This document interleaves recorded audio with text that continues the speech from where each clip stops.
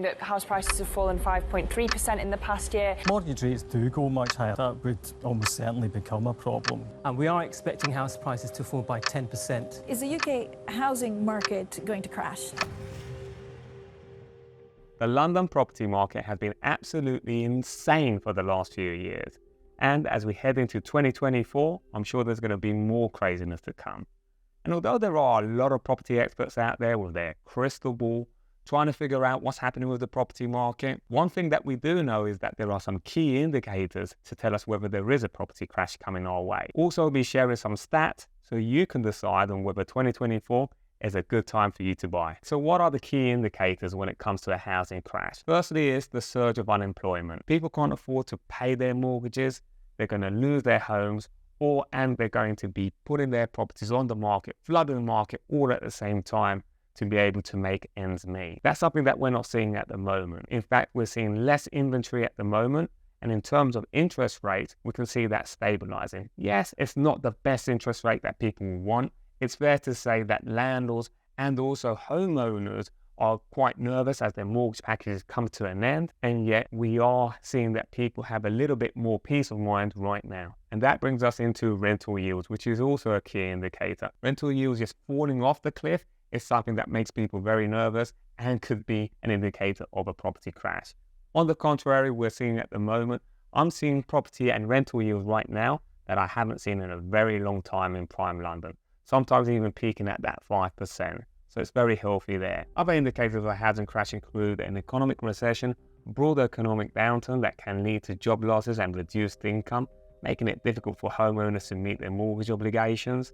Tighten lending standards, with what we're seeing at the moment is actually a little bit more flexibility, ever so slightly, overbuilding, and changes in government policies, which we do have in 2024. Sales have been kind of quiet, even for September, which indicates the very beginning of the autumn selling season. It's actually down by 23% compared to 21 and 2022, and that is for the Q3 of this year. Now, if we look at it, however, and compare it to pre-pandemic levels, so this is the average of 2017 to 2019, it's actually up by 5%. So it's all about perspective.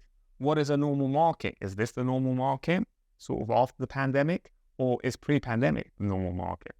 I'll leave that for you to decide. As we look ahead to the last few months of 2023, we're probably getting around about the same thing. In fact, if we look at the properties hitting the market, it's down by 9%. And if we look at the available stock in the market, it's down by 1.8%, lower than a year ago. Plus, the number of properties getting offers in the third quarter dropped by 25% on an annual basis. So it's not looking like we're going to have any major spikes for Q4 of 2023. And we continue to see these challenges as sellers dip their toes in the market, don't get quite what they're looking for, and don't meet the expectation in terms of price, and very rapidly start to pull their property from the market. And although sales might be slowing down, it's not really hurting prices at the moment.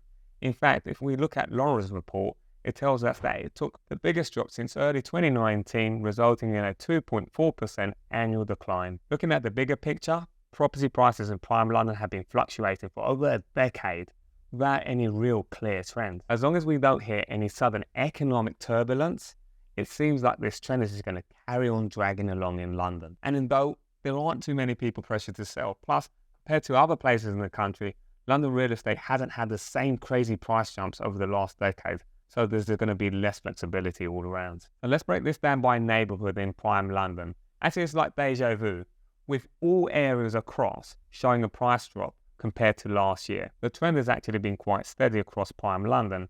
If we look at the difference between prices in apartments and houses, it's not been a major difference in recent times. But here's the thing, the crazy demand for houses during the pandemic is still hanging around. Since Q1 2020, house prices in prime London have shot up by 10.4%, almost double the rate of apartments. And that's exactly why buyers looking for family homes are struggling.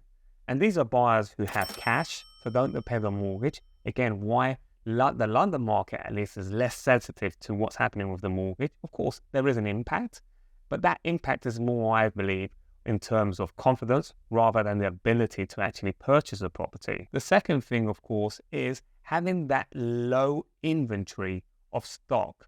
then buyers are really struggling and they're willing to pay what it takes to buy these family homes. Even looking at the sales activity of properties 5 million and above, which have been the top performer for the last 2 years, even with the slowdown, we can see it starting to have an impact even on this price band. Based purely on transaction numbers, 5 million plus has seen a similar drop to the whole of the market. 17% fewer in 2023 to date compared to the last year. The figure of all price points in 19% fall. But the other metrics point to a weakening top-end market.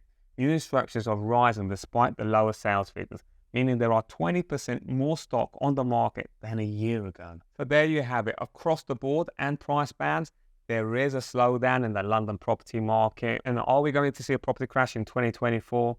Based on the indicators that I've seen today, I wouldn't hold my breath.